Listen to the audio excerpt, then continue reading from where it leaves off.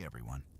Tonight we begin not with a six-shooter duel, but with a glass bottle on a dusty counter. The label reads laudanum, a mix of alcohol and opium, sold for pennies in every frontier town.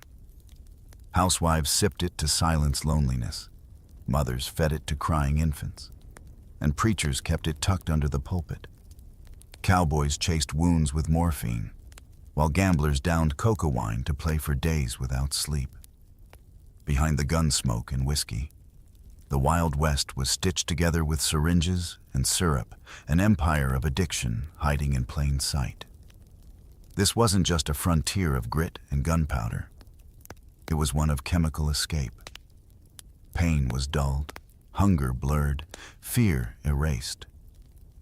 But the relief carried a price, leaving behind towns of trembling hands and hollow eyes. If forgotten truths of history keep you curious, like and subscribe.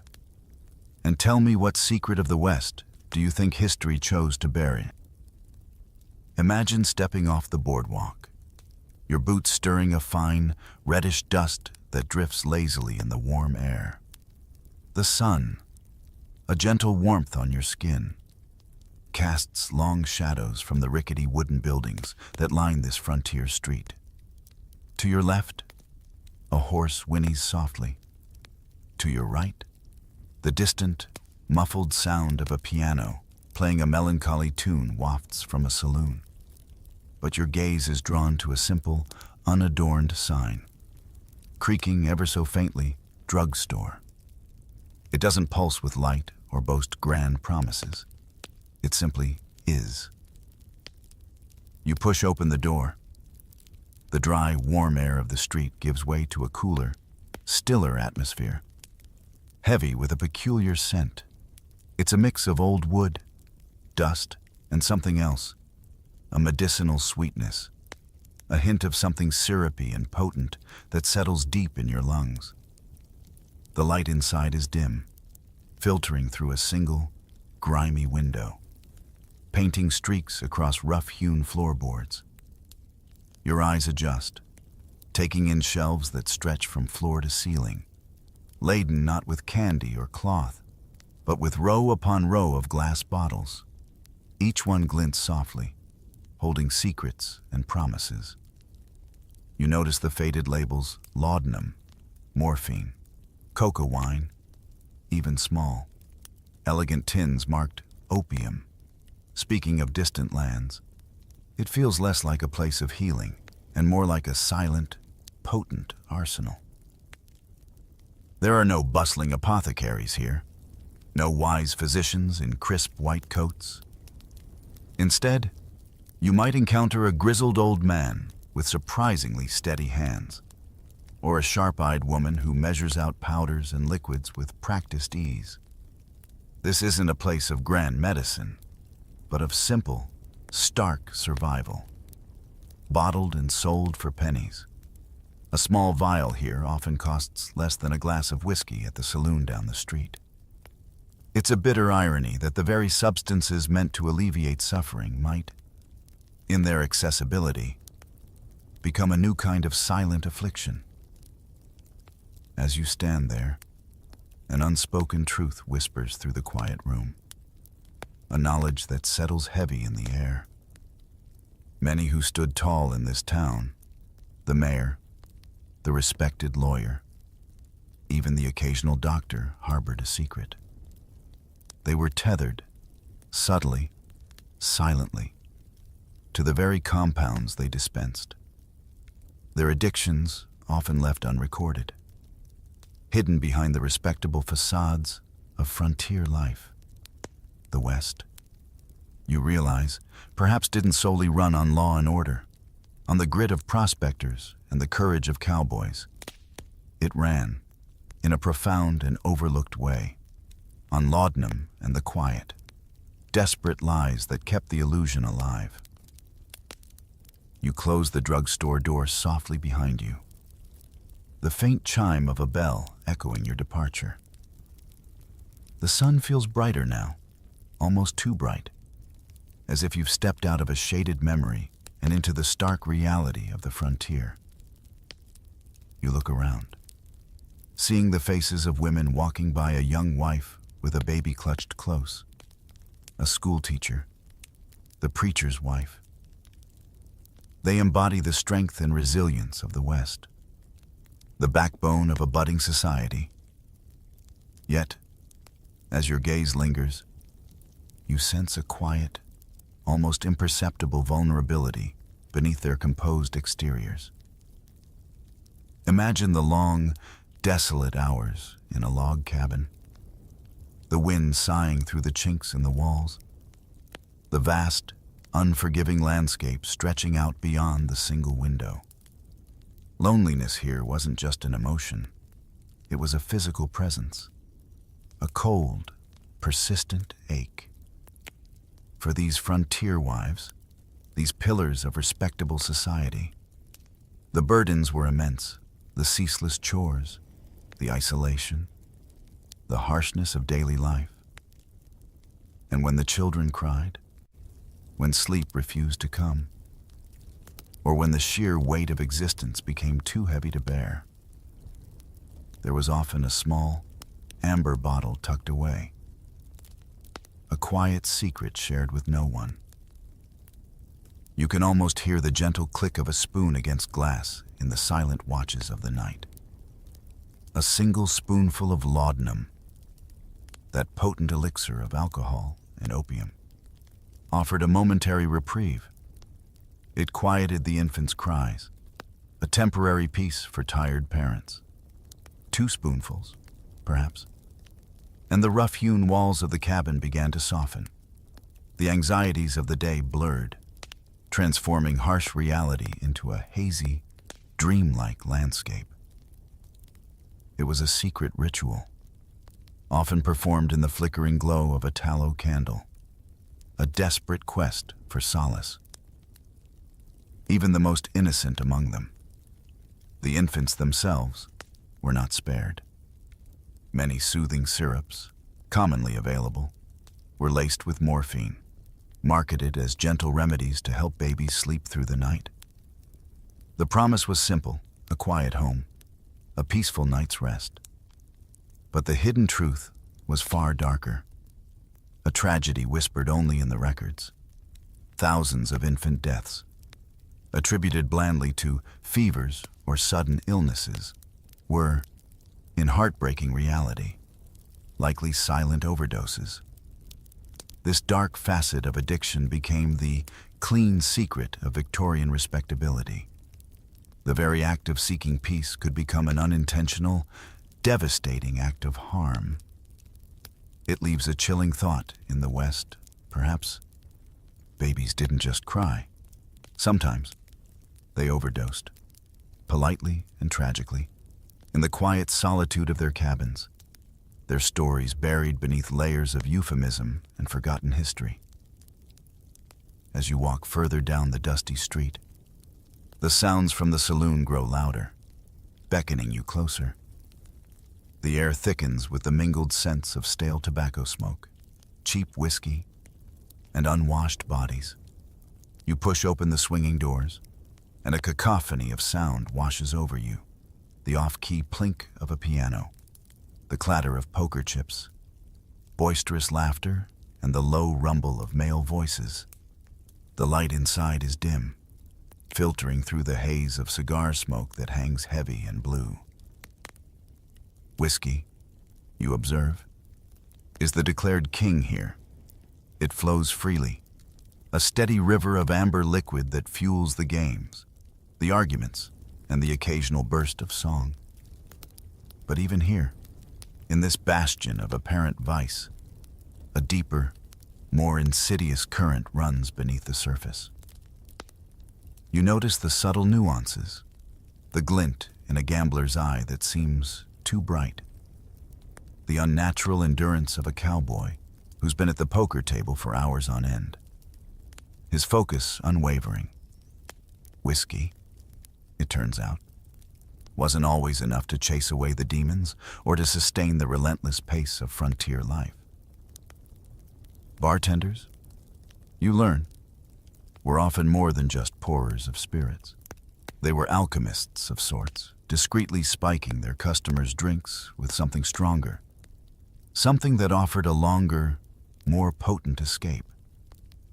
A dash of opium, dissolved silently into a glass, or a generous pour of cocoa wine. That heady mix that promised boundless energy and a sharpened mind. You see the cowboys, their faces etched with fatigue but their eyes wide, playing poker for an astonishing 36 hours straight, fueled by an unseen fire. Until finally, when the chemical wore off, they collapsed like rag dolls. The hidden truth here is a chilling one, painting a new backdrop for the legendary violence of the West. Many of the infamous shootouts, often romanticized as whiskey-fueled duels of honor, were, in a darker reality, born from cocaine-fueled paranoia, the intense jitters and suspicious thoughts that only a powerful stimulant could induce. The legends of the swift-drawing gunfighters, their nerves of steel and their unwavering aim, were often born not in sober duels under the scorching sun, but in the drugged delirium of a dimly lit saloon, where reality blurred and the line between fear and aggression vanished. It's a dark twist to the romanticized image, where poker, whiskey, and opium formed a true, unholy trinity of the West, shaping destinies and spilling blood in ways history chose to selectively forget. And still, the piano plays, a melancholic backdrop to the unspoken tragedies. You step out of the saloon, the bright sunlight a welcome cleanse after the smoky interior. The street, though still dusty, feels a little less burdened. You walk past the general store, the blacksmith, and the livery stable, until the architecture begins to subtly shift. The rough-hewn wooden facades give way to buildings with a more ornate, often brightly painted, appearance. Lanterns hang from awnings, even in daylight, and the air takes on a different scent, a delicate blend of spices, cooking food, and something else, something smoky and sweet, yet subtly foreign. You've entered Chinatown, a distinct world within the frontier town. The sounds here are softer, a murmur of unfamiliar languages, the clatter of dishes from a small eatery, the gentle rustle of silk. As you wander deeper, you notice the doors that seem less like entrances and more like veiled secrets. They open, not into bustling shops, but into dim, hushed interiors. You feel a gentle curiosity pulling you, an urge to understand what lies beyond these modest thresholds. You push open one such door, and the world outside seems to fall away. Inside, the air is thick, not with cigar smoke, but with a fragrant, heavy haze that clings to your clothes and settles in your hair. It's the unmistakable scent of burning opium, sweet and cloying, yet somehow alluring. The light is provided by small, flickering lamps, casting long, dancing shadows on the walls and illuminating figures reclined on simple bunks or platforms. They lie in a peaceful, almost meditative state, their faces serene, their eyes half closed. Here, the struggle of the frontier, the harsh demands of daily life, seem to simply melt away, replaced by a profound, languid calm. These dens, you learn, were not merely places of vice, but also spaces of survival.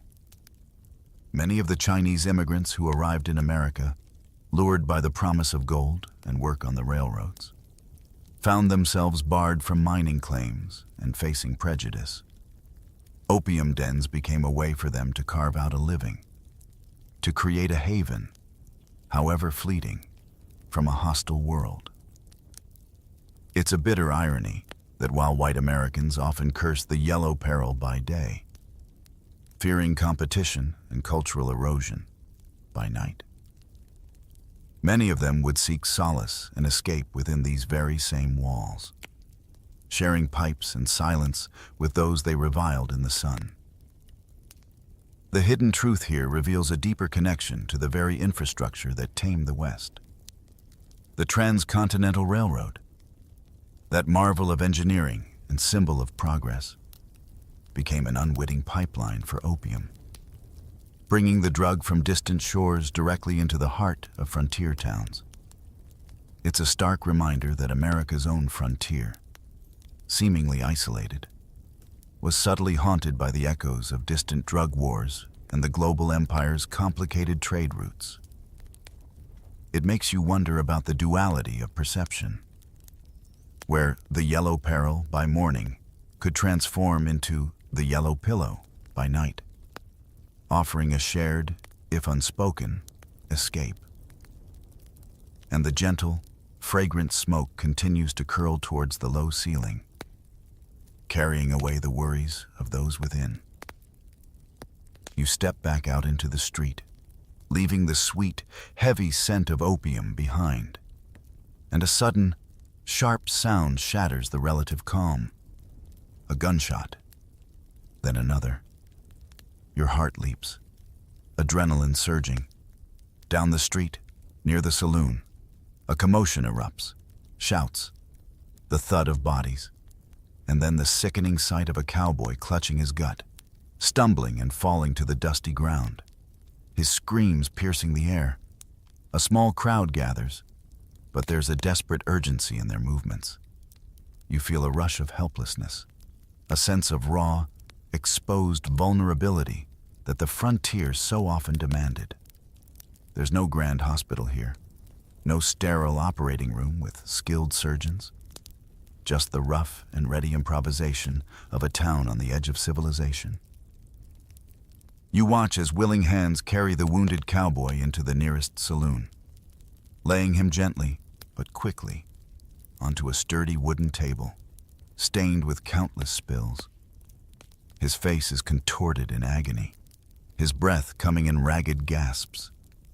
Someone rips open his shirt, revealing a dark, blossoming stain. You brace yourself, expecting to see a grim, painful struggle for life. Perhaps a crude attempt at surgery, or a slow, agonizing decline.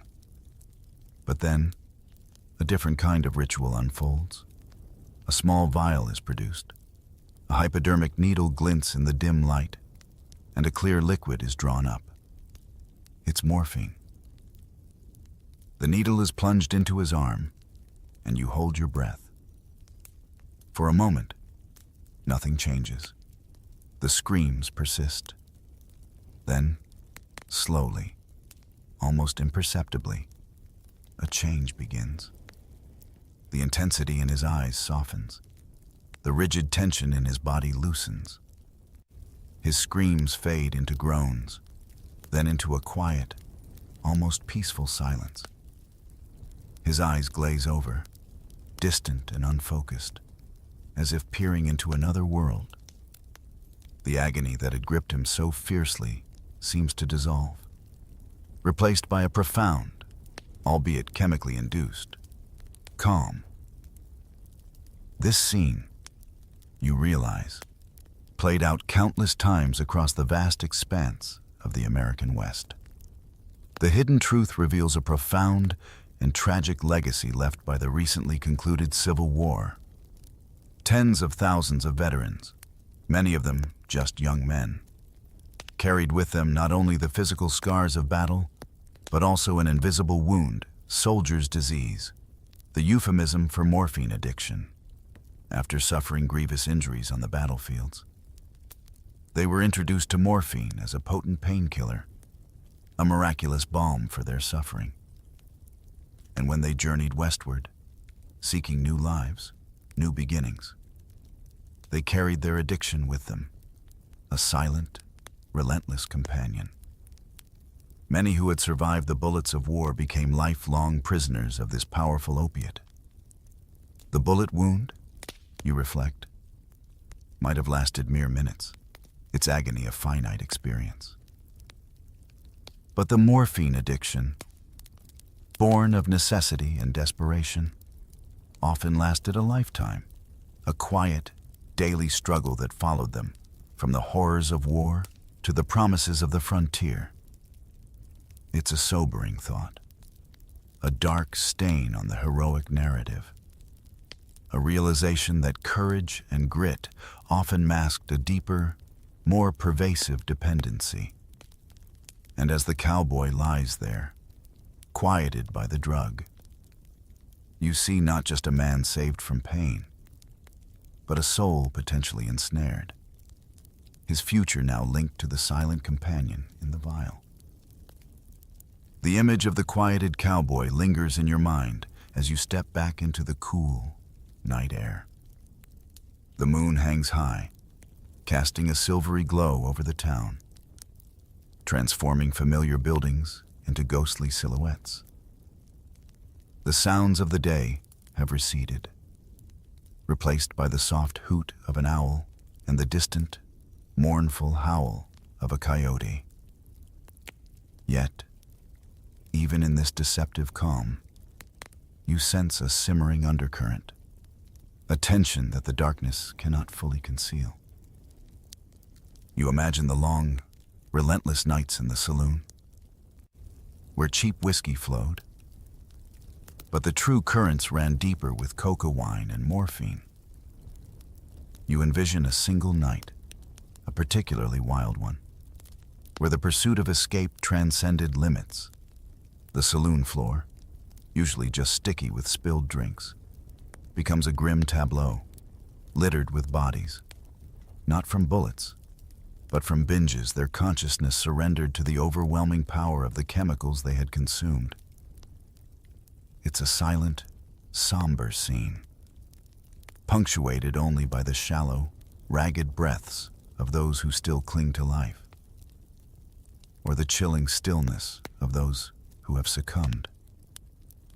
You might see one man, his face contorted not by pain, but by terror, shrieking incoherently, his heart exploding in his chest as he stumbles out into the deserted street, collapsing beneath the indifferent gaze of the moon. Another, still seated at a poker table, his hand of cards splayed before him, laughs hysterically, a manic, unsettling sound that echoes in the quiet room, until, just as suddenly, it stops. His head slumps forward, his brief, chemically induced joy extinguished forever. These weren't just anecdotes. They were grim realities, quiet tragedies playing out in the dark corners of the West. The hidden truth here, you understand, is that the local papers, ever eager to maintain an image of a burgeoning, adventurous frontier, often shrouded these deaths in euphemisms. They were reported as sunstrokes, even in the dead of night, or simply sudden illness, vague and uninvestigated, leaving no real trace of the true cause. The violence on the frontier, you realize, wasn't solely about the crack of a six-shooter or the clash of opposing wills. It was also, profoundly and often, about drug psychosis, the paranoia, the uncontrolled aggression, the catastrophic physiological effects that turned ordinary men into figures of terror or victims of their own desperate escapes. It makes you reflect on the deep, unspoken fear that must have permeated these towns. It wasn't just the fear of Indians, or outlaws, or even the lawless elements. It was a more intimate fear, a fear of their own hangovers, of the terrifying aftermath when the chemicals wore off, or when they simply overpowered the body, the shadows of the frontier. You now perceive, held not just the promise of new beginnings, but also the haunting specter of addiction, transforming the silent landscape into a stage for unseen, often self-inflicted, tragedies. And still, the wind whispers, carrying no easy answers. As dawn breaks, painting the sky in soft hues of rose and gold. The quiet of the night gradually gives way to the stirring of the town.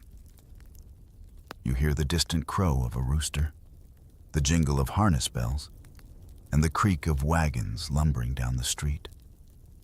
Your attention is drawn to a particularly flamboyant wagon, painted in bright, eye-catching colors, adorned with banners proclaiming miraculous cures.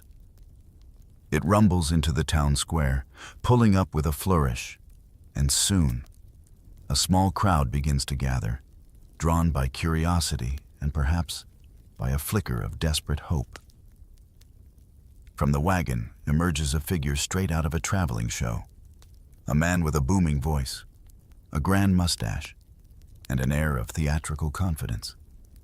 He's a charlatan, a snake oil salesman.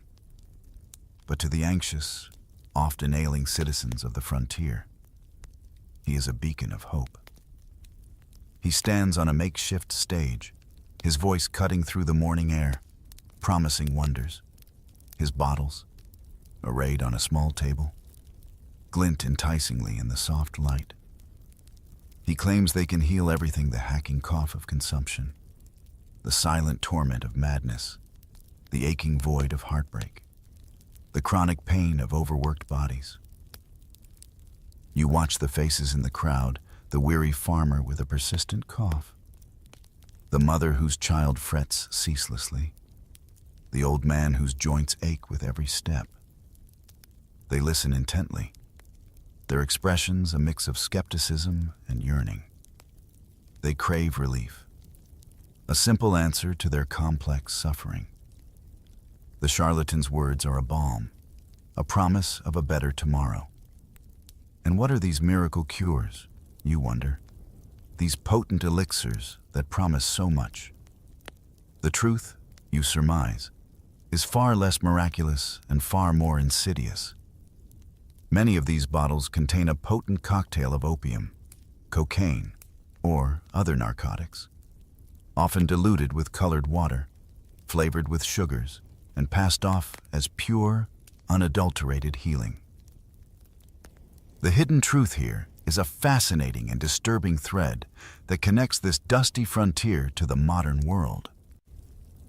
Many of the sprawling corporations that dominate today's pharmaceutical and consumer markets trace their origins back to these very 19th century drug frauds. What began as a charismatic huckster selling a cocaine-laced tonic could, through clever marketing and a growing customer base, evolve into a reputable company, their past quietly sanitized. And in the immediate moment, the customers would indeed feel something. They might faint from the sheer potency of the compounds, or experience a profound sense of euphoria, a temporary cessation of pain. They would declare themselves cured, believing in the magic, their immediate relief a powerful testament to the efficacy of the medicine. It's a dark, almost comedic irony. Every miracle cure worked, you think, with a wry smile. If it didn't cure the sickness, it cured the patient's need to exist. The promises were grand, the delivery often dangerous, and the underlying truth a stark reminder of humanity's enduring vulnerability to both suffering and the allure of an easy fix. And as the charlatan's voice booms, drawing in more eager listeners, the promise of relief hangs heavy in the air, a potent blend of hope and deception. The day progresses, and as you observe the rhythm of this frontier town, a subtle pattern begins to emerge. It's not just the isolated individual, the wounded cowboy, or the lonely wife who seeks solace in the bottle. It's something far more pervasive, a silent, almost communal entanglement. You see the children playing in the dusty street, their laughter sometimes too subdued, their movements occasionally too languid. You notice the men in their daily labors, some with an unnatural vigor, others with a palpable weariness that seems to transcend mere exhaustion. You begin to connect the dots, following the threads of quiet observation, The frontier wives, their hands busy with mending or baking, often carry that subtle air of distance, perhaps a legacy of their laudanum-induced dreamscapes. The husbands, stoic and strong, might also harbor their own hidden dependency on morphine, a silent companion to their arduous days. And even the children, their innocence seemingly protected, are not immune. Their cries, once soothed by sweet syrups, carry the potential for addiction from their earliest days. You even imagine the pastor, delivering impassioned sermons against the sins of the flesh on Sunday morning. Yet by evening, he might find his own comfort in the warming embrace of cocoa wine, tucked away from judgmental eyes. This isn't merely a scattering of individuals struggling in isolation. It's a town steeped in shadows, silently, almost universally, intoxicated. The morning sermons denounce sin with righteous fury, the words ringing hollow against the unspoken reality. Yet, as evening descends, the pursuit of escape begins anew, ending in the quiet uncorking of bottles, the clandestine measuring of drops, the shared, unspoken agreement of a community adrift. The hidden truth here reveals a profound economic undercurrent that sustained these frontier outposts. Some frontier towns, you realize, survived not primarily on the gold they dug, the cattle they raised, or the crops they harvested. Their true sustenance, their economic lifeline, flowed from the trade of drugs, the drugstore, the saloon, the quiet dens. These became the unofficial engines of commerce, a steady stream of currency exchanged for oblivion.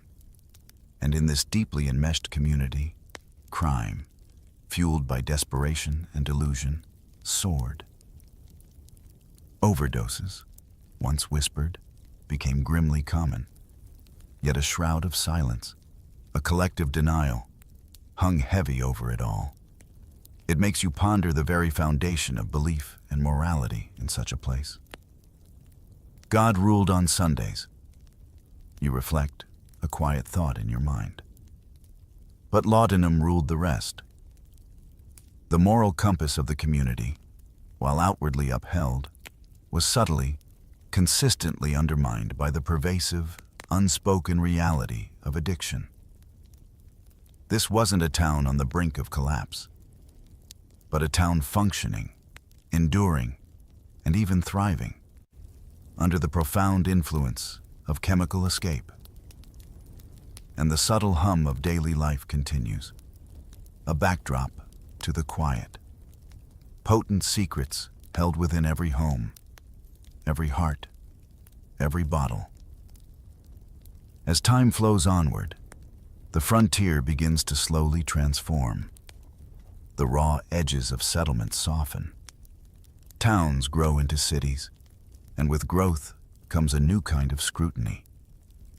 The pervasive shadows of addiction, once so easily dismissed or hidden, begin to stir in the growing light of public discourse. You imagine the gradual shift in awareness, perhaps sparked by a courageous journalist or a particularly tragic series of events that could no longer be swept under the rug of sunstroke or sudden illness. By the late 19th century, the whispers turn into shouts. Newspapers, once silent conspirators in the myth of the Stoic West, begin to expose the grim reality of the drug epidemic. Shocking articles detail the widespread use of opium, morphine, and cocaine, not just in the notorious opium dens, but in respectable homes, in doctors' bags, and in the everyday tonics sold on every corner. The public, slowly but surely, begins to grasp the true extent of the problem, the decades of quiet suffering that had permeated their society. The outrage builds, a slow, inexorable tide of public consciousness that eventually reaches the halls of power. It culminates in legislative action, a formal acknowledgement of the crisis. You see the passing of the 1914 Harrison Narcotics Act, a landmark moment that finally cracked down on the unregulated sale and distribution of morphine, cocaine, and opium. It was a decisive step, a clear signal that the era of open, casual access to potent narcotics was drawing to a close. The law, you recognize, was finally catching up to the pervasive problem that had shaped the frontier for so long. Yet, a profound, almost heartbreaking irony accompanies this long-awaited reform. The hidden truth reveals that many of the very lawmakers who crafted and passed these strict restrictions had themselves, in earlier times, been participants in the very system they now sought to dismantle. Perhaps they were former addicts who had found their own difficult path to sobriety. Or perhaps they had once profited from the drug trade, or simply used the compounds openly and without consequence. This makes the reform feel both necessary and, in a way, tinged with a complex hypocrisy, a belated reckoning with a past that could not be fully erased. The arrival of legal reform, you reflect, was decades too late for many. Whole generations, from the lonely frontier wives to the wounded Civil War veterans, from the gambling cowboys to the infants quieted by syrup, had already been lost to the insidious grip of addiction. The law, it seems, came on horseback, a noble but belated messenger, long after the drugs had arrived by train, by wagon, and by the eager hands of settlers seeking solace. It's a bittersweet victory, a closing of the barn door after a stampede of silent suffering, leaving behind a legacy that would continue to echo through the nascent century. And still, the winds of change blow, carrying with them the faint, lingering scent of a forgotten past. You stand now at the edge of the frontier, looking back not at a specific town, but at the sweeping canvas of the Wild West itself. The sun dips low, casting long and purple shadows across the landscape, and a quiet stillness settles over the land. You envision the iconic images, burned into the collective memory by Hollywood, the rugged cowboy, strong and independent, a flask of whiskey on his hip, his six-shooter ready, embodying grit and self-reliance. This is the legend, the story told and retold, bright and clear under a vast blue sky. But now, you see something different, something beneath the surface of that romanticized myth. The reality, as it has slowly unfolded before you, is richer, darker, and infinitely more complex. You see that same cowboy, but this time, his grit is tempered by the quiet desperation of morphine, a silent battle waged within. You see the frontier wife, her strength undeniable, but her solace often found in the gentle lull of laudanum. And you see the children, not just playing freely, but sometimes drifting, quieted by the syrup that promised peace but delivered addiction.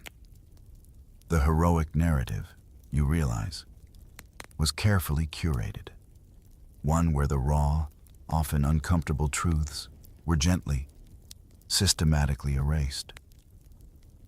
The hidden truth, now unveiled, reveals that the frontier was as much about syringes as it was about six-shooters. It was a landscape shaped by the subtle, pervasive presence of the bottle as much as by the crack of a gun. The myth, carefully constructed over generations, chose to erase the vial, to forget the tremor in a hand, the glazed look in an eye, the quiet desperation that ran through the veins of countless pioneers. It's a profound revision, a new lens through which to view a celebrated era. You look back at the legend, at the saloon, at the poker table, at the figures etched in history, and now, your gaze is drawn not just to the whiskey glass, but to a small, amber vial of laudanum, sitting quietly, almost innocently, on the corner of that saloon table. It was always there, an unspoken truth, a silent witness to the daily struggles and hidden escapes that defined a generation. The Wild West, you understand now, wasn't solely built on grit and gunpowder. It was stitched together, thread by fragile thread, with the pervasive, powerful presence of syringes, a testament to a human need for escape that transcended the simple stories. And as the last light of day fades, leaving the landscape in shadow, you carry this deeper truth with you, a quiet echo of a past that chose to hide its most profound secrets in plain sight. Our story begins in the mists of antiquity, far from the bustling frontier towns of the American West. Picture, if you will, the serene landscapes of ancient China, around 2727 BC. Here, amidst the quiet wisdom of early civilizations, we find the earliest recorded observations of cannabis, not as a recreational substance, but as a revered botanical ally. Imagine scholars in tranquil gardens, their minds attuned to the rhythms of nature, patiently cataloging the properties of every leaf and root. It was here that Emperor Shen Nung, revered as the divine farmer and said to have introduced agriculture and medicine to China, first documented the plant's extraordinary therapeutic potential.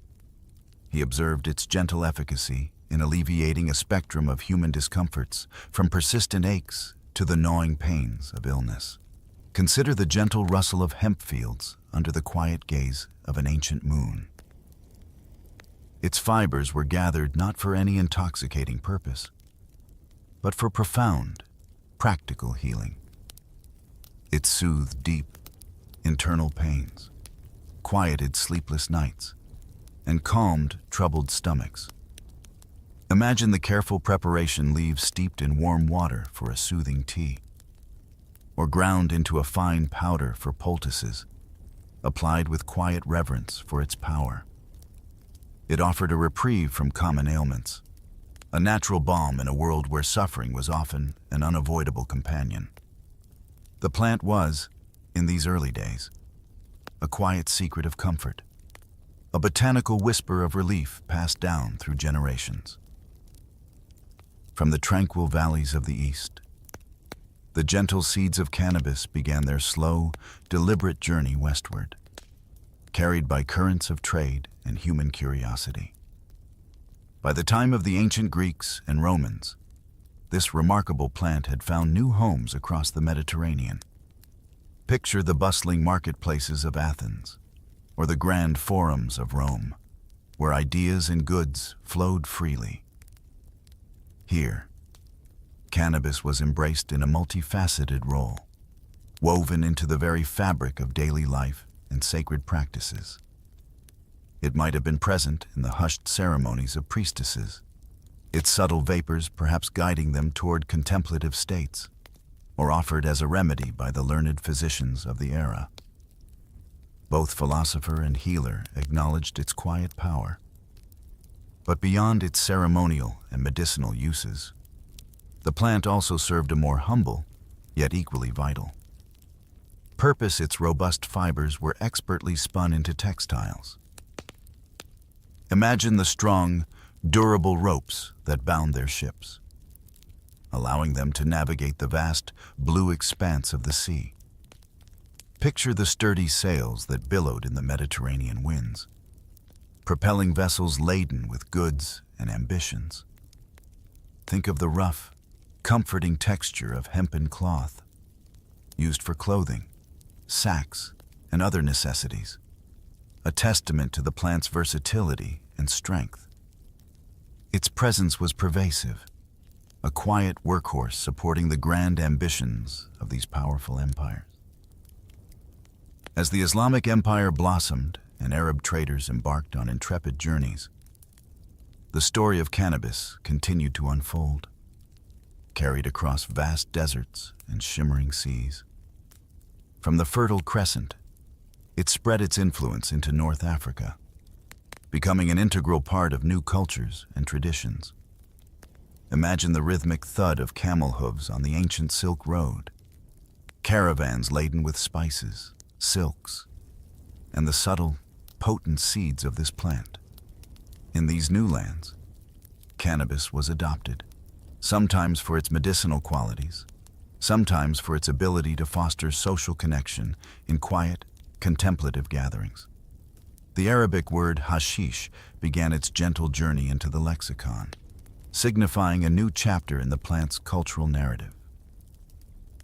Centuries later, as the age of exploration dawned, Europe, ever in search of new resources, recognized the profound utility of cannabis.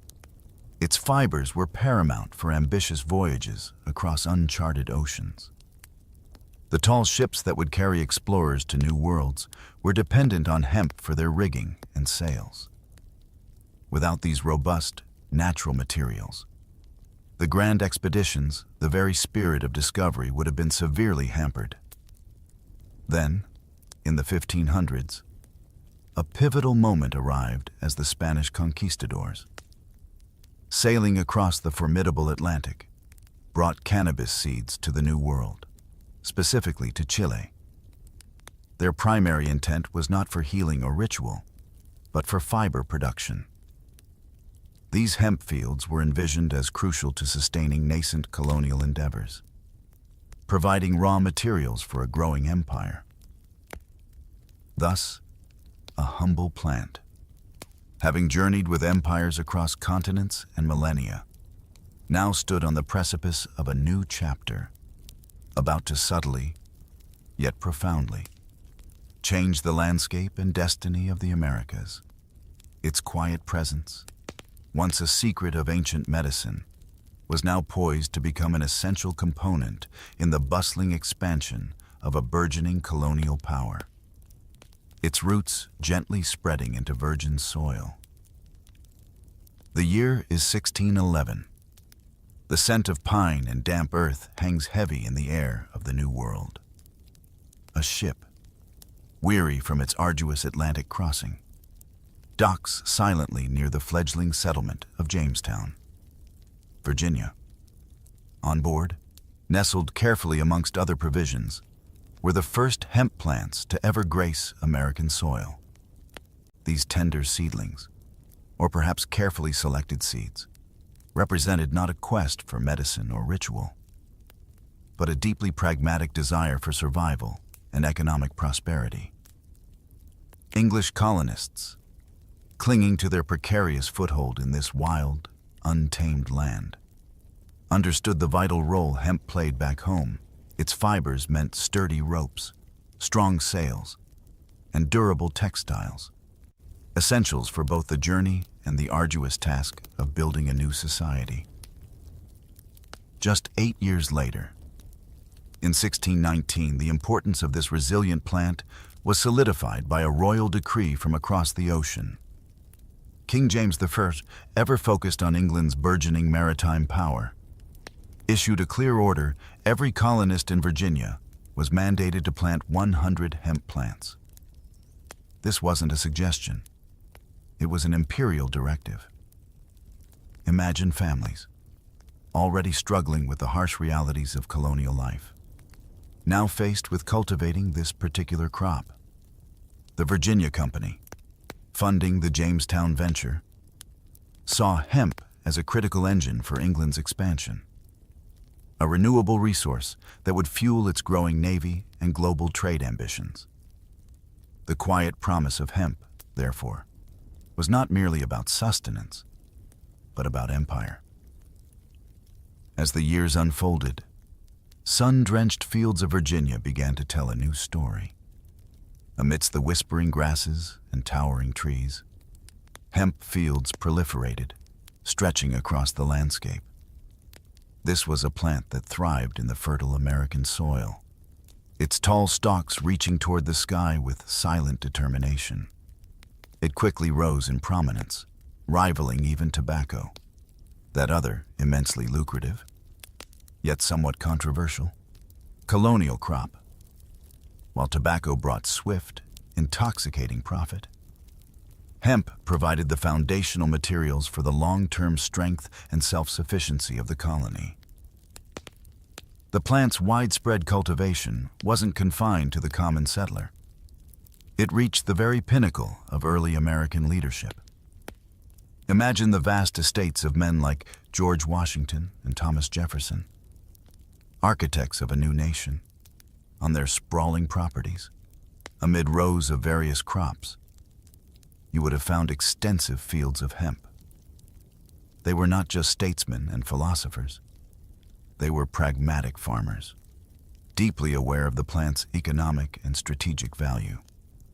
For them, cultivating hemp was a matter of national importance, an investment in the future strength and independence of the nascent United States. They understood that the destiny of a young nation, vulnerable on the seas, was deeply intertwined with the reliable output of these robust plants. These vast hemp fields across the colonies became veritable arteries of supply, feeding the ever-growing demand for rope and sails. The rhythmic creak of rope-making machinery, the gentle flap of newly woven canvas in the breeze. These were the sounds of progress and strategic self-reliance. The strength and durability of hemp fibers were unmatched, making them indispensable for the rigging of ships, the hawsers for docking, and the vast expanses of canvas that captured the wind. This continuous supply was absolutely critical for empowering England's mighty navy, and later, the burgeoning U.S. Navy. Picture bustling shipyards, the smell of tar and timber heavy in the air, as craftsmen meticulously crafted vessels that would carry goods, defend sovereignty, and explore distant shores. Every ship, from the smallest merchant sloop to the most formidable warship, relied on hemp. It was the silent, humble backbone of maritime power, a testament to its enduring utility. The whispers of the wind through those colonial hemp fields carried the promise of an independent future, a future built, in no small part, on the strong, unassuming fibers of this extraordinary plant.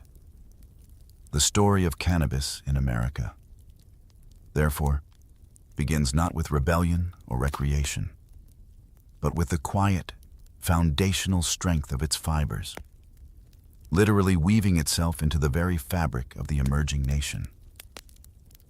As the young American nation grew and expanded westward, so too did the quiet proliferation of hemp farms. Imagine the vast, untamed beauty of the American landscape slowly transforming into cultivated fields, stretching for miles under the broad, open sky.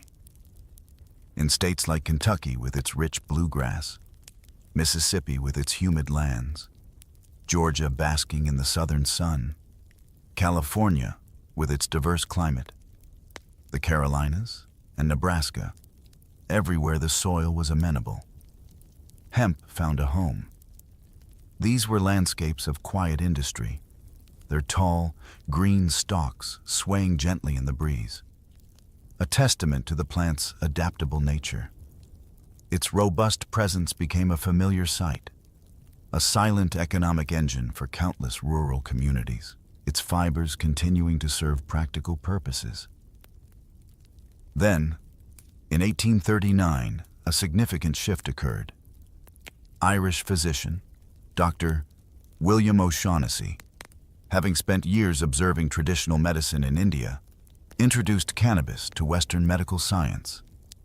His meticulous research brought to light the plant's remarkable therapeutic properties, previously unknown or largely forgotten in Europe and America.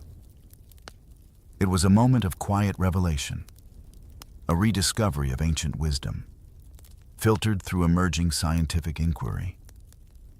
Dr.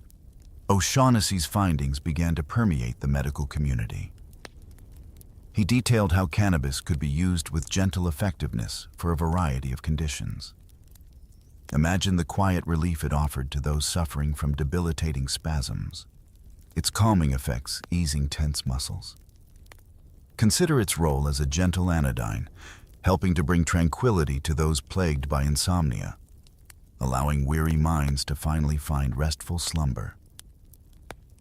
For individuals enduring the relentless throbbing of migraines, or the persistent ache of chronic pain, cannabis offered a merciful reprieve. A quiet balm in a world with limited pharmaceutical options. It wasn't a miracle cure, but a significant, gentle aid. By the mid-19th century, this once exotic Eastern remedy had become a commonplace sight across the burgeoning United States. Picture the quaint, bustling apothecaries that dotted every American town, their shelves lined with neatly labeled bottles and jars. Among them, almost certainly, you would have found cannabis. It was sold openly, without stigma, a trusted component of the physician's toolkit and a readily available household remedy. This was a time before many synthetic drugs, when botanical remedies held a prominent place in healing practices. The plant, in various forms, tinctures, extracts, even simple dried preparations, was accessible to anyone seeking relief, prescribed by doctors and recommended by pharmacists. Its reputation grew steadily, earning it the moniker, the painkiller of the century. This was a significant title in an era before modern analgesics. Cannabis offered a profound, if gentle, solution, a quiet workhorse in the medical field. It served this crucial role for decades, providing comfort and relief, until the eventual arrival of aspirin in the late 19th century began to shift the pharmaceutical landscape. Visualize the warm glow of gaslight illuminating those apothecary shelves, row upon row of dark amber bottles, each bearing a simple yet powerful label, cannabis extract. These bottles represented hope, relief, and the quiet intersection of ancient wisdom and modern practice. They stood as a testament to a time when cannabis was embraced, understood, and integrated into the very fabric of American medicine. It was an era where the plant was seen not as a threat, but as a valued companion in the journey toward wellness. A chapter often forgotten in the shadow of later controversies. The transformation from a field crop to a trusted pharmaceutical was complete, deeply rooted in the pragmatic healing traditions of the era. The mid-19th century, while a time of great expansion and innovation, also brought a growing desire for order and control. As medicines became more widely available and potent, concerns emerged about their proper use and potential dangers. A subtle shift in public perception and governmental oversight began to take hold, gradually tightening the reins on what had been a largely unregulated market. This new era brought cautious scrutiny to all forms of medicine, including, inevitably, cannabis. The days of its unquestioned presence on every pharmacy shelf were slowly drawing to a close. This burgeoning anxiety manifested in a flurry of legislative activity. 29 states across the nation began to pass various cannabis-related laws. These were not outright prohibitions, but rather a nascent attempt to categorize, control, and understand a substance still somewhat mysterious in its effects. Imagine the varied discussions in state legislatures, reflecting differing local concerns. Some states moved to require doctors' prescriptions, a first step toward limiting access and ensuring professional oversight. Others opted for a more stark visual warning, mandating a vivid red poison label to be affixed to cannabis preparations, indicating growing apprehension. One pivotal moment occurred in New York in 1860. Following a series of tragic incidents, specifically suicides where cannabis was implicated. Though often without a clear understanding of its true role, the state took a decisive step. Cannabis was officially classified as a poison. This was a profound turning point, marking its departure from benign remedies into a category of potentially dangerous substances. Imagine the public discourse, the sensational newspaper headlines, the fear such incidents would generate. The once trusted painkiller of the century was beginning to acquire a shadowed reputation. California also witnessed these early stirrings of apprehension. In 1880, a bill was introduced to restrict the sales of both opium and hemp. While ultimately withdrawn, its introduction signaled a growing fear, a societal unease regarding potential for abuse and perceived moral decay. The public imagination, influenced by both genuine concerns and burgeoning prejudices, was beginning to weave a new, more sinister narrative around cannabis. The implications of these legislative shifts were far-reaching. Cannabis, for centuries an everyday remedy, slowly but inexorably began its transition into a suspicious substance. Imagine the quiet doubt creeping into the minds of ordinary people, the red poison labels, the need for prescriptions, the sensationalized reports, all contributed to a profound reevaluation of its place in society. The plant that had aided countless individuals was now being viewed through a lens of caution, fear, and growing disapproval. This period was a slow-motion unraveling of cannabis's trusted status, a gradual erosion of its perceived innocence. As the 19th century drew to a close, the whispers of ancient wisdom began to be drowned out by the louder, more urgent warnings of a modernizing society. The stage was being set for a dramatic shift in its narrative, moving it from the light of the pharmacy to the shadows of suspicion, a transformation that would ultimately lead to far-reaching consequences. As the 19th century progressed, America's frontier expanded with relentless energy. This era, characterized by rugged individualism and hardship, inadvertently created ideal conditions for a particular plant to flourish: wild cannabis. Imagine vast stretches of land, cleared by settlers, becoming ripe for opportunistic growth. Fields once tamed for other crops, or simply disturbed by human activity, became perfect ground for cannabis seeds to take root and thrive. It wasn't intentionally cultivated for recreational use, but appeared as a hardy, wild plant, a silent companion to the frontier's expansion.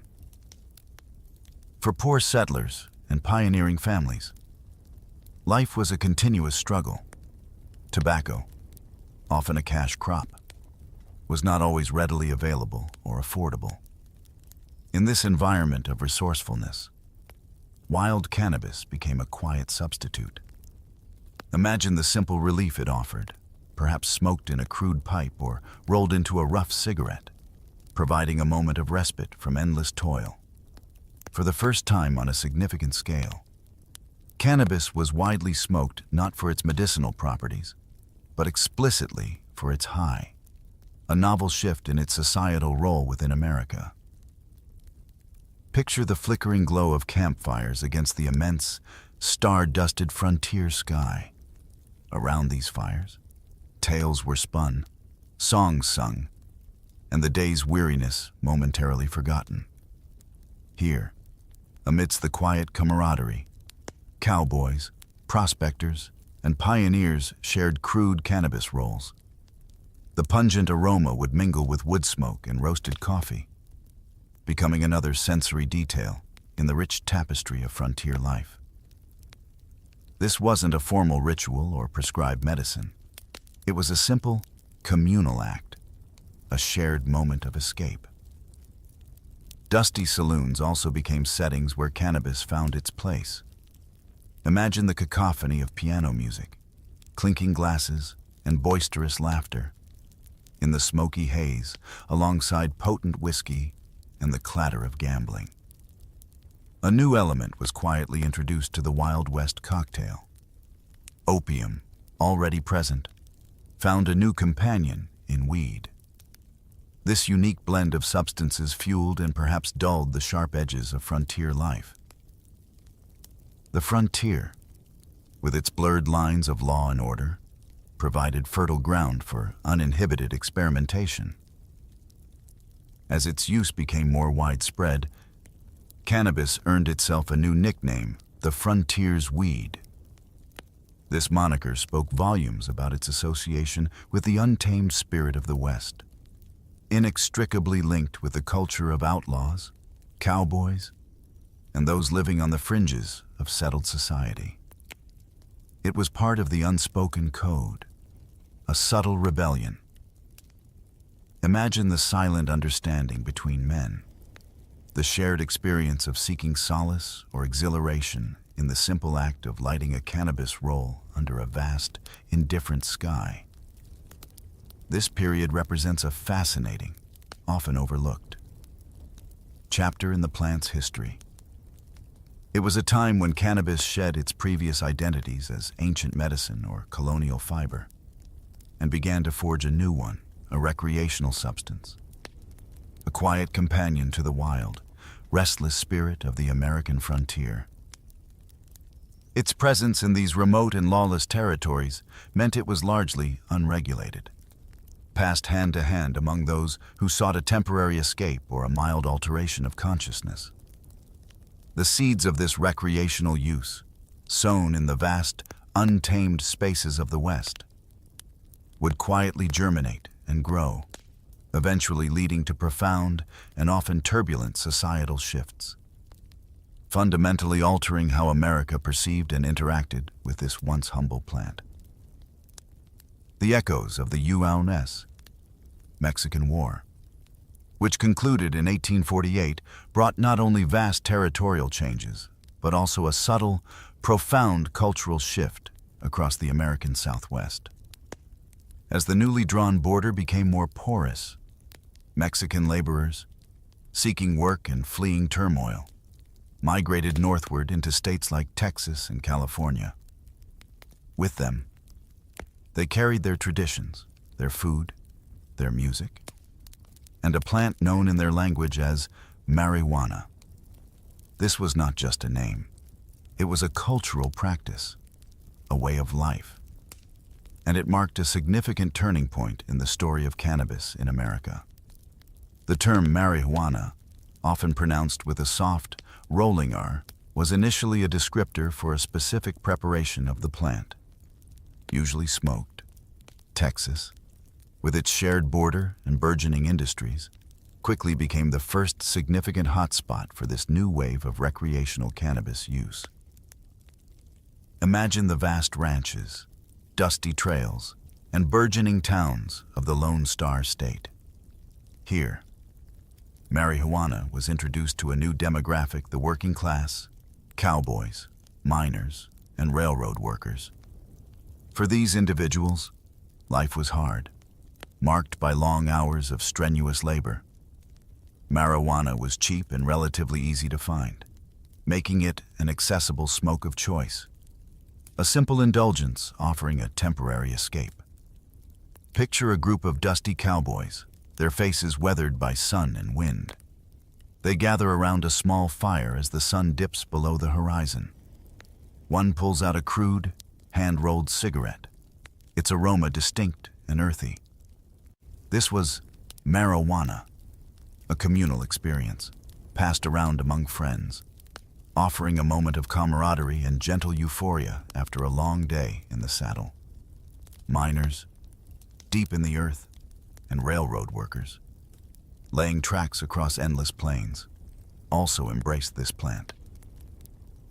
It became an integral part of their subculture, a quiet ritual performed in the solitude of camps or the boisterousness of a frontier saloon. It was during this period that the word marijuana, an anglicized adaptation of the original Spanish term, began to seep into common American slang. Initially associated with immigrant communities, its use gradually expanded. This linguistic shift was significant, as it began to differentiate this specific form of recreational use from the broader, long-standing medical and industrial uses of cannabis or hemp. The word itself would soon carry cultural baggage, becoming intertwined with evolving social attitudes and prejudices. Visualize this iconic image: the cannabis cowboys, a lone rider, silhouetted against a setting sun, a wisp of smoke curling from a hand-rolled cigarette. It's a powerful image of freedom, rebellion, and subtle defiance. These were the men who, perhaps unknowingly, laid the groundwork for a new chapter in cannabis's story, one defined by its recreational rather than utilitarian qualities. They breathed life into the legend, adding another layer to the rich tapestry of the Wild West. The introduction of marijuana by Mexican immigrants, its adoption by the working class, and its integration into the cowboy lifestyle created a distinct subculture. This era marked the true birth of recreational cannabis in America, moving beyond accidental use to a more conscious, widespread adoption. The plant, once a humble fiber and ancient medicine, was now actively sought out for its mind-altering properties, entwined with the rugged individualism and adventurous spirit of the frontier. This cultural fusion, however, would soon lead to complex social dynamics, as mainstream American society began to grapple with this new substance and its foreign associations, setting the stage for future conflicts and regulations. In the turbulent, dust-laden landscape of early 20th century Mexico, a figure emerged from the shadows of obscurity to become a legend: Pancho Villa. His life was a whirlwind of contradictions. An outlaw turned revolutionary hero, a ruthless bandit also seen as a champion of the poor. Villa's story, deeply interwoven with the Mexican Revolution, carried a fascinating, often romanticized, connection to cannabis. He was not just a general in the popular imagination. He was the stoner general, a leader whose forces allegedly drew courage and camaraderie from the plant. Imagine the sprawling, sun-baked plains of northern Mexico, the air thick with dust and destiny. Villa's division of the North, a formidable fighting force, was known not only for its fierce loyalty, but also for its distinctive pre-battle rituals. It was said, in whispers and then in song, that his troops would smoke marijuana and drink mezcal before charging into combat. This wasn't merely a recreational pastime. It was believed to be a source of courage, a means to calm nerves and steel resolve. Picture the soldiers, their faces grim and determined, sharing a quiet smoke before the roar of battle erupted. Cannabis, in this context, transcended a simple plant, becoming part of the psychological preparation for war, a shared ritual binding the soldiers together. This unique aspect of Villa's army permeated Mexican folk culture, finding its way into the vibrant tradition of corridos, narrative ballads that chronicled historical events. One of the most famous, La Cucaracha, became an iconic anthem of the Mexican Revolution.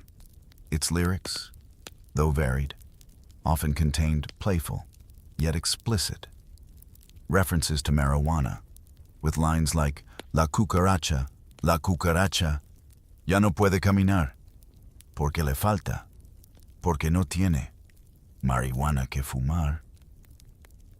These songs celebrated not just Villa's military prowess, but also this cannabis-fueled lifestyle, cementing his image as a charismatic, larger-than-life figure. Villa himself lived a life of flamboyant excess, amassing legendary treasure hoards, speeding through the countryside in Mexico's first automobiles, and known for his numerous romantic conquests. And, of course, there was the endless supply of weed, a constant companion to his opulent and tumultuous existence. His persona was a complex tapestry, a Robin Hood figure, yet also a ruthless bandit. This duality only added to his mystique. Imagine quiet evenings at Villa's camps, the scent of marijuana smoke drifting through the air as he planned his next audacious move. It was part of the atmosphere, part of the man himself. A quiet indulgence that underscored his unconventional nature. His connection to cannabis was not hidden. It was celebrated, almost integral, to his public image. Tragically, Villa's life was cut short by assassination in 1923, his legend only growing in its wake.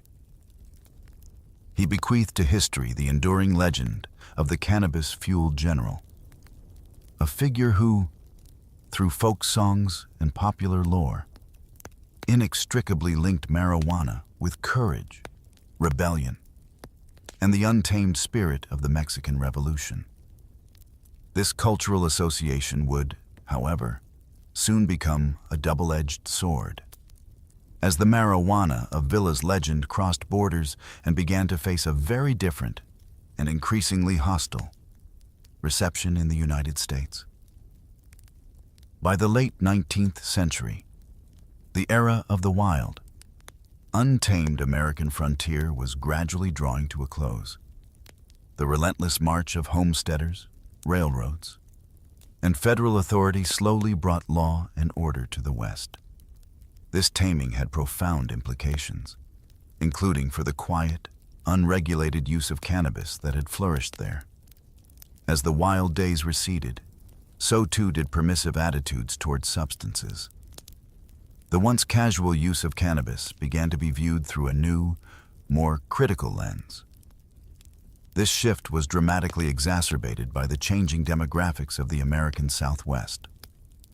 Mexican immigrants, seeking work and fleeing turmoil, brought with them the cultural practice of recreational marijuana use.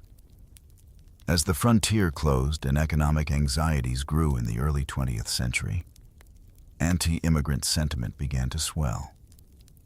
This xenophobia found an easy target in marijuana, which became stigmatized and weaponized, branded as the drug of Mexican immigrants. The plant, previously an accepted part of frontier life, was now portrayed as a dangerous foreign vice, distinct from the respectable hemp of colonial days. Newspapers, eager to sell copies, began to sensationalize stories involving marijuana. Imagine lurid headlines depicting tales of madness, violence, and murder, all attributed to the insidious influence of marijuana. These reports were often exaggerated, poorly researched, or entirely fabricated. Yet they tapped into deep societal anxiety and prejudice. They painted a terrifying picture for the average American, transforming a relatively benign substance into a public menace, a direct threat to the moral fabric of the nation. The subtle rhythms of the plant's quiet history were being drowned out by a crescendo of fear and misinformation. Crucially, the word marijuana itself became a deliberate instrument in this campaign of fear and discrimination. Prior to this period, the plant was generally known as cannabis or hemp. However, propagandists consciously chose to use the Spanish term, marijuana, specifically to stoke anti-immigrant fear. The foreign-sounding word immediately associated the drug with a specific, often vilified, ethnic group. This linguistic strategy was incredibly effective, creating a mental link between a dangerous substance and an othered population, making it easier to gain public support for its prohibition. It was a subtle, yet powerful, act of cultural appropriation and demonization. The transformation was complete. Cannabis, once a frontier staple, a quiet comfort for tired cowboys, was now branded a dangerous foreign vice.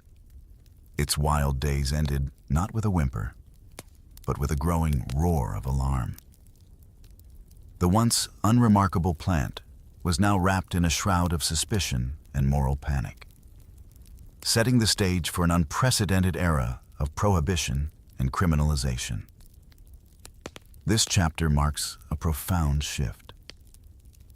It was no longer about utility or casual recreation.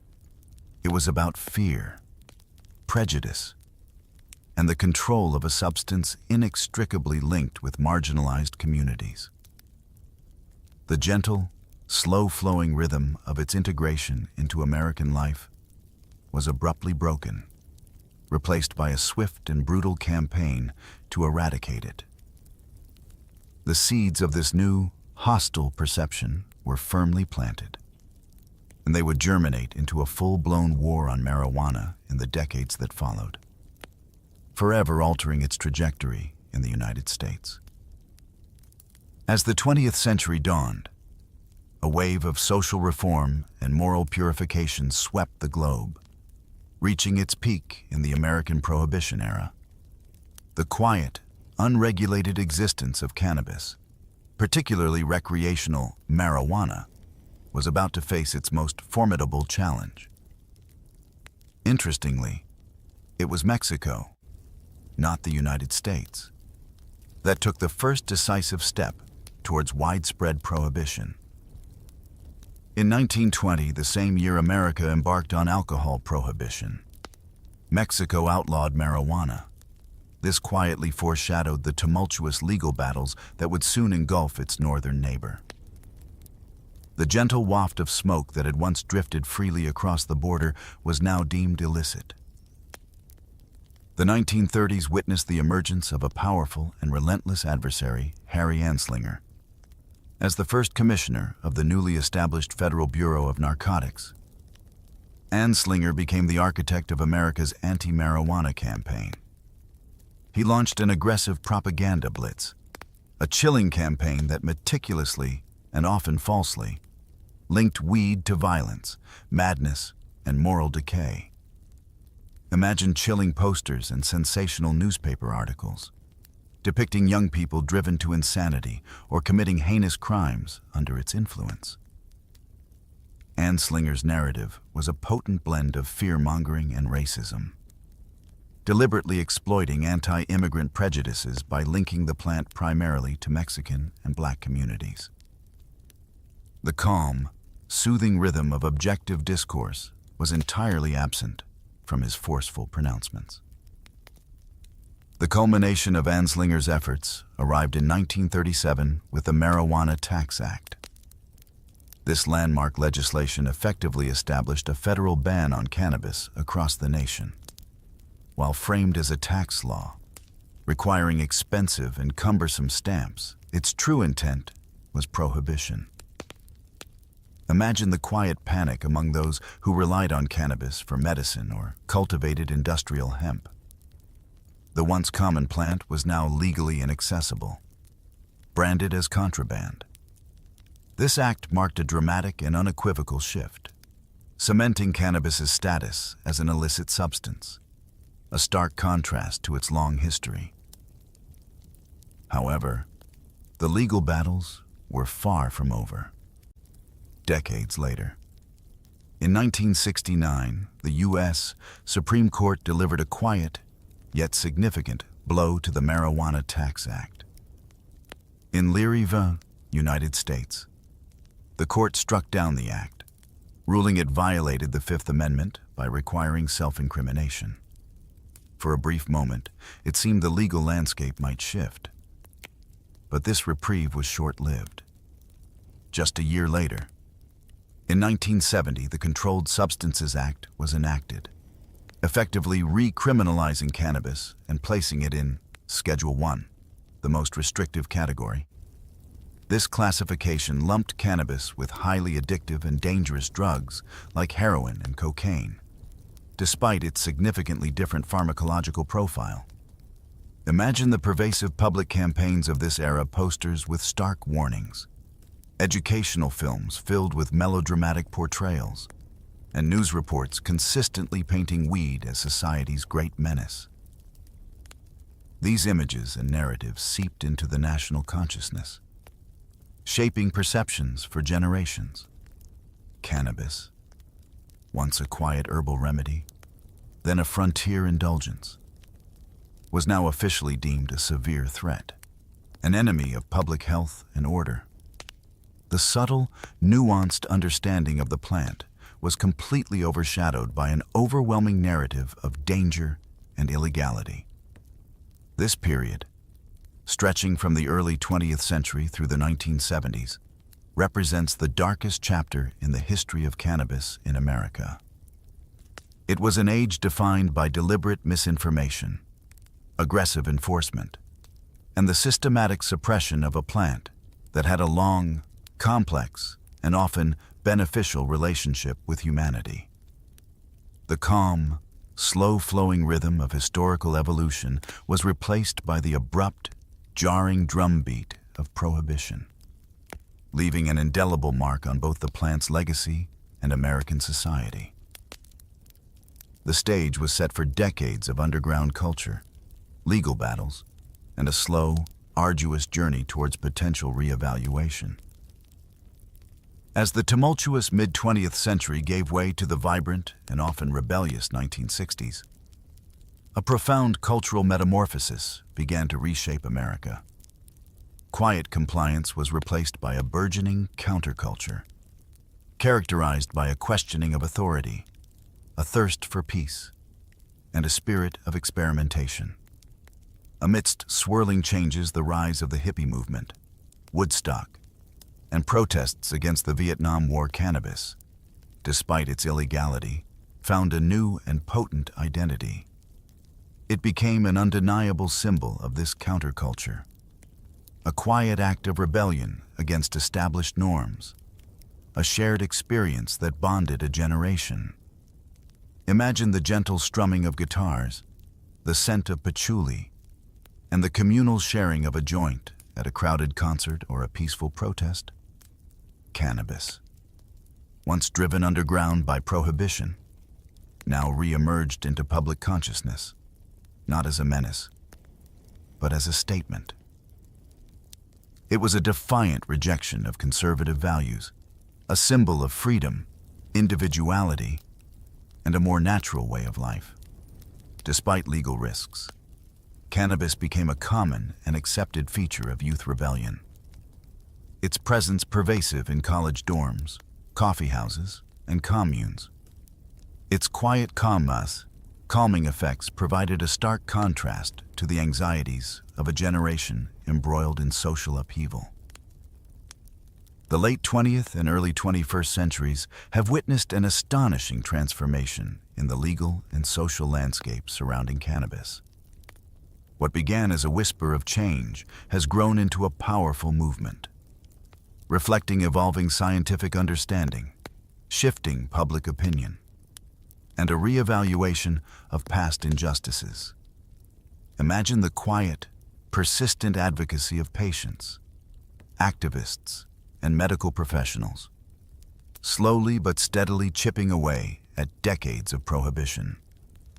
Their efforts, combined with a growing recognition of cannabis's therapeutic potential, have led to a dramatic re-legalization movement across the United States.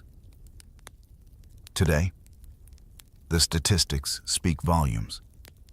A significant portion of the country has embraced cannabis in various forms. 24 states have legalized recreational use, allowing adults to purchase and consume cannabis in a regulated environment, much like alcohol. Furthermore, an additional 14 states have legalized it for medical purposes only, acknowledging its specific applications for treating a range of chronic conditions. This represents a profound reversal from the era of blanket prohibition, a testament to the enduring adaptability of both the plant and human society. Walk into a modern dispensary, and you will find a stark contrast to the illicit, furtive transactions of decades past. Cannabis has reappeared in pharmacies, though these are specialized, regulated establishments. The cannabis extract bottles of the 19th century have been replaced by a dizzying array of sophisticated products, precisely dosed oils, delicious edibles, soothing topicals, and a wide variety of medical strains, each carefully cultivated and labeled to address specific needs. The focus has returned to wellness, informed choice, and the quiet potential of this ancient plant. It is no longer a hidden vice, but a carefully curated product, poised at the intersection of medicine, wellness, and responsible adult consumption.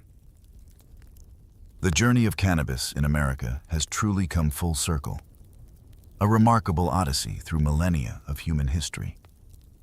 From its origins as an ancient medicine in distant lands, to a vital colonial fiber, then to an outlaw's smoke on the American frontier, through the shadows of prohibition, and finally, to its emergence as a multi-billion-dollar industry in modern America. It is a story of quiet resilience, of shifting perceptions, and of an enduring plant deeply intertwined with the human narrative. As our tranquil journey concludes, we reflect on this remarkable transformation. The plant, once a wild weed, now stands as a cultural legend, its story a complex tapestry woven from ancient wisdom, colonial ambition, frontier spirit, and modern-day reevaluation. And perhaps, as you drift into a restful slumber, you might ponder the quiet power of a humble plant, whose journey through the annals of time continues to unfold, whispered softly into the present.